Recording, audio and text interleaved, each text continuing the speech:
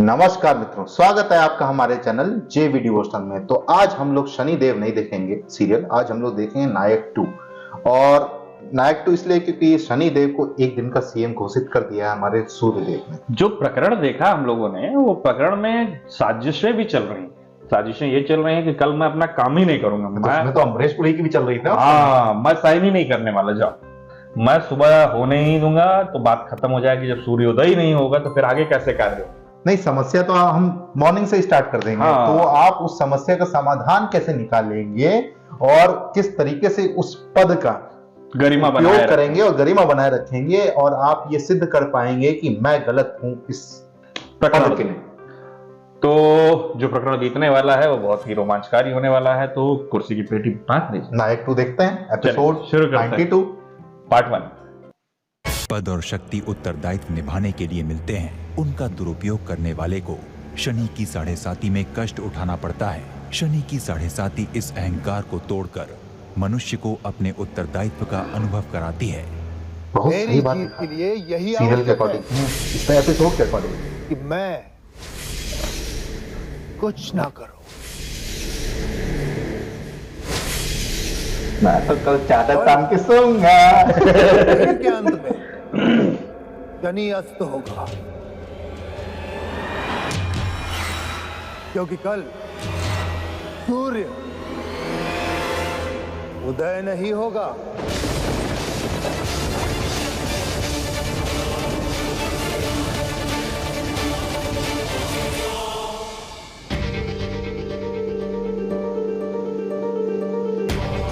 इंद्र के पास आए।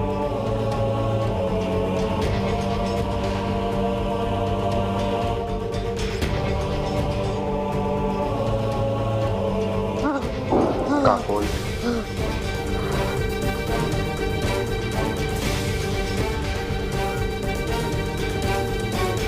कितनी शीत है यहाँ। परंतु तुम यहाँ क्या कर रहे हो? वो भी इतने प्रातःकाली। यही बूझने का प्रयास कर रहा हूँ कि अब सूर्यदेव क्या करेंगे। हाँ,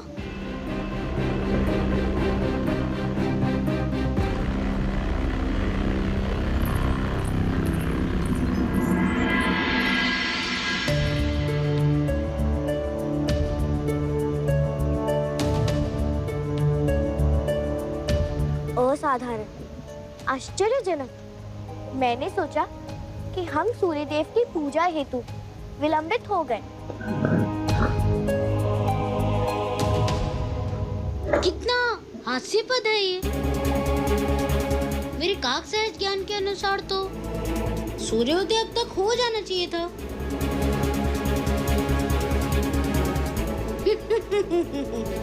प्रतीत होता है कि सूर्यदेव आज निद्रा में ही लीन है और जागना भूल गए।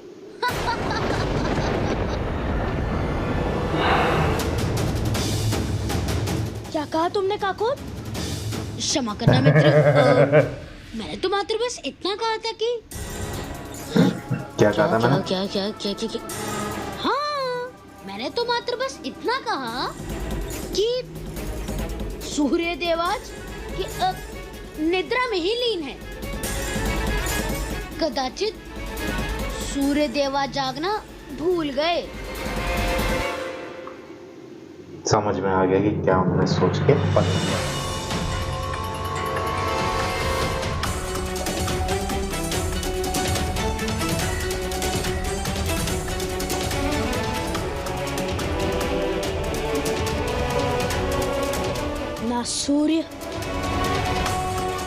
ना सूर्य की कोई रेखा और ना ही सूर्य उदय। ये कैसा संयोग है? सूर्यदेव ने आज कल्पनातीत कृत्य किया है।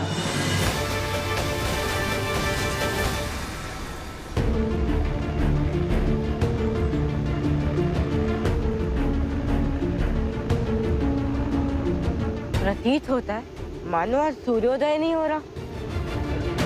सोमरथ चढ़ा के एकदम सो गए हैं। पहली बार लगा भी है।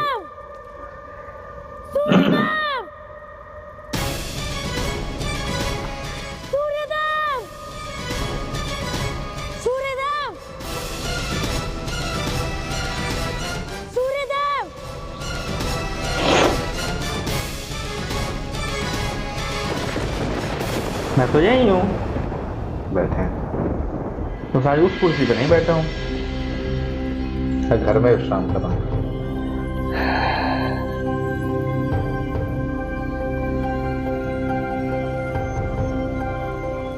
क्या आप जानते हैं आप क्या कर रहे हैं? प्रतीक्षा प्रतीक्षा कर रहा हूं तुम्हारी। मैं जानता था तुम अवश्य आओगे। तुम्हारे मुख पे ये भय, ये हार देखना मुझे बहुत अच्छा लगता है शनि। पसंद आया हमें। I like it. और मैं बहुत बड़ी भूल कर रहे हैं आप सूर्यदेव। उदित होना आपका कर्तव्य है। मेरी चेतना भ्रष्ट हो गई, यही कहा था ना तुमने शनि। और जिसकी चेतना भ्रष्ट हो गई हो उसके लिए उसके कर्तव्य का भान ही कहां रहता है। क्या आपको स्मरण कराना पड़ेगा कि यदि आप उचित नहीं हुए तो सृष्टि का नियम टूट जाएगा, हाहाकार मच जाएगा, जीवन चक्र बदल जाएगा।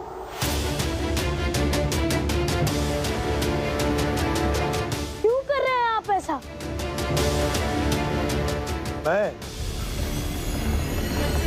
मैं क्या कर रहा हूं शनि? जो हो रहा है ये सब तुम्हारे कारण हो रहा है। जब तुमने मुझे ललकारा था मैंने स्पष्ट किया था कि जो कुछ होगा उसके लिए तुम और तुम्हारी वक्र दृष्टि उत्तरदायी होंगे। दो व्यक्तियों के द्वंद्व में निर्दोषों का बलिदान नहीं होना चाहिए सूर्यदेव। ये तुम्हें तब सोचना चाहिए था शनि जब तुमने सर्वशक्तिशाली सूर्य को ललकारा था। हर क्रिया की प्रतिक्रिया होती है, उसे भोगने के लिए सज्ज रहो।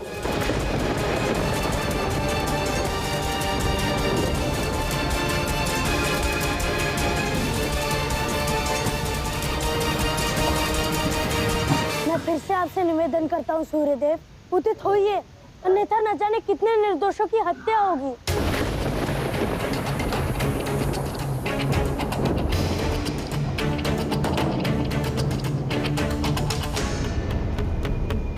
तो ठीक है, मैं उदित अवश्य होऊंगा।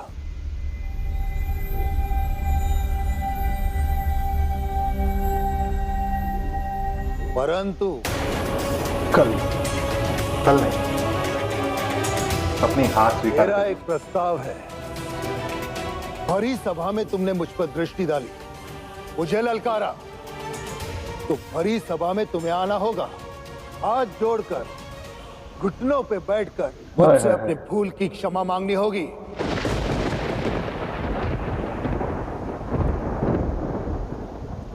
मुझसे अपनी दृष्टि हटानी होगी। बोलो, स्वीकार है तुम्हें? पिताश्री आप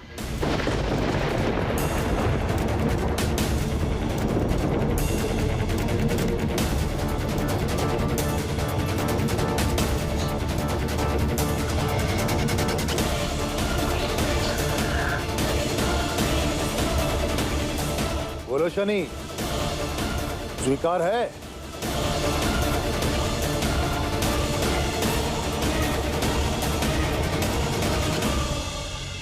शनि या तो अपनी माता के समक्ष झुकता है या फिर महादेव के। कर्मों का फल देना मेरा कर्तव्य है और आप चाहते हैं कि मैं उसके लिए क्षमा मांगू जिसके लिए महादेव ने मेरा सृजन किया।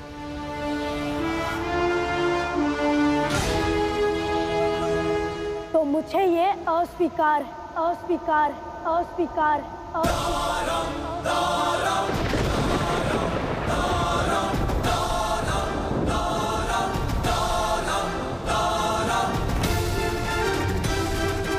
और इस भूल का फल भी आपकी प्रतीक्षा करेगा। इसका दंड भी मिलेगा। तो ठीक है,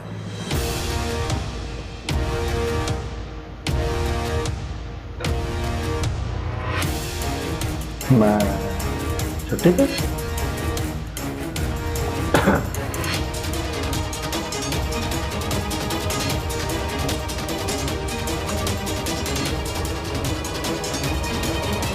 यदि तुम्हें मेरा प्रस्ताव स्वीकार नहीं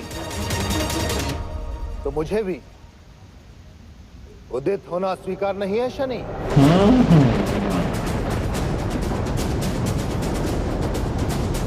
10 करोड़ रुपया दो तो साइन करो।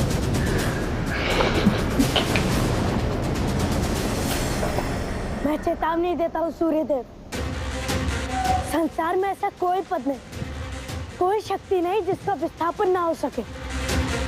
व्यक्ति जब सोचने लगे कि उसका स्थान उससे कोई नहीं छीन सकता, तो वो अपने अंत की चोटी पर खड़ा होता है। सत्य बात। अहंकार के पर्वत से जब व्यक्ति नीचे गिरता है, चोट बहुत तो वास्तविकता का धरातल उसे बहुत पीड़ादायक चोट पहुंचाता है। तो हमने देखा सूर्यदेव की योजना। उन्होंने ठान लिया कि अगर मैं उदित नहीं होऊंगा तो शनिदेव स्वयं मेरे पास आकर, ये मेरी मेडिकल लीव, मैं छुट्टी पे। हमने अपना कारण बता दिया। उसकी शर्त भी मैंने रख दी है कि अगर आप घुटने के बल सभा के सामने वैसे ही आप अपनी दृष्टि वापस लेंगे और वैसे ही मुझसे क्षमा याचना करेंगे, गिड़गिड़ाएंगे, हाँ, कि गलती मेरी है, आप इस पद के योग्य हैं, मैं आज के बाद आपके विवाद में या फिर आपसे नहीं उलझूंगा या आपसे कुछ बोलूंगा, तर्क नहीं करूंगा, तर्क नहीं करूंगा। बड़ा ही अच्छा उत्तर दिया कर्म फलदाता ने कि जो मेरा कर्म है मैं उसके लिए आपसे क्षमा याचना करूं, असंभव। मैं केवल अपनी माँ और महादेव के अलावा किसी और के आगे नहीं झुकूंगा, खासतौर पे अपने कर्तव्य वहन के लिए तो बिल्कुल नहीं। सूर्य की किरण केवल सूर्य की किरण नहीं होती, बल्कि वो एक जीवनदायिनी प्रकाश होती है। सूर्य की एक किरण में 7 अलग अलग रंग होते हैं। अब तो उसका और भी वर्गीकरण हो गया है कि सूर्य की किरण के साथ पराबैंगनी किरणें और कई प्रकार की और किरणें भी साथ में आती हैं, लेकिन हमको दिखता केवल श्वेत प्रकाश है। जब एक प्रिज्म के थ्रू, यानी शीशे का एक ऐसा पारदर्शी टुकड़ा जो सूर्य की किरणों को 7 अलग रंगों में बदल दे, उसके होकर के जब सूर्य की किरण निकलती है तो 7 अलग अलग कलर होते हैं। दरअसल 7 अलग अलग कलर हमारी आंखों से देखे जा सकते हैं, लेकिन दुनिया में कई ऐसे जीव हैं जिनको गिने चुने कलर ही दिखाई देते हैं। सोच के देखिए कि अगर एक बार के लिए सूर्योदय ना हो तो क्या वो कलर देख पाएंगे? क्या उनके जीवन में कोई किसी भी प्रकार का रंग होगा? क्योंकि उनको तो 1-2 कलर ही दिखाई देते हैं। अभी तो उन्हें यही समझ पाना मुश्किल होगा कि रात्रि चल रही है क्या दिन चल रहा है। अच्छा, देखा जाए तो हम अब बात करता हूं, अब यहाँ जब बात आई गई है सूर्य की किरण की, तो हमारा सनातन धर्म किस लेवल तक है, एक छोटा सा एग्जाम्पल आपको देता हूं। हमारे सनातन धर्म में सूर्य देव को अर्घ अर्पण करने की शुरू से प्रथा है, वो भी तांबे के लोटे से। तो वो जब आप ये प्रक्रिया को देखेंगे ध्यान से, तो आप सर्वप्रथम स्वयं को जल से सींच कर, यानी समुद्र में या जलाशय में कहीं से भी नहा करके पूरे गीले बदन एक तांबे का लोटा लेते हैं। तांबे के लोटे में जल रखते हैं और उस जल को जब सूर्य देव के सामने अर्पण करते हैं, जो जल की बूंदें होती हैं छोटे छोटे रूप में गिरती हैं, और उन बूंदों से जब किरण, सुबह की पहली किरण जब पार होकर निकलती है तो वो ऊर्जावान कर देती है आपको। क्यों? क्योंकि वो अपने सभी रूपों में विस्तृत होकर बट करके आपके शरीर के अंदर प्रवेश करती है। वो केवल एक श्वेत प्रकाश नहीं प्रवेश करता, बल्कि उस सूर्य के किरण से, उस अर्घ से हम कई प्रकार की किरणों को एक साथ अपने अंदर समावेश करने की प्रतिक्रिया या प्रक्रिया को धरातल पे लाते हैं। और यही कारण है कि जब वो सूर्य अर्घ देते हैं तो हमारे कई रोग स्वयं ही क्षय हो जाते हैं, क्योंकि वो सूर्य की पहली किरण बहुत ही ज्यादा ऊर्जावान होती है। फिलहाल के लिए हो रहा है ये एपिसोड थोड़ा लंबा, करते हैं इसको छोटा। मिलते हैं आपको शीघ्र ही नए एपिसोड के साथ, तब तक के लिए राधे राधे।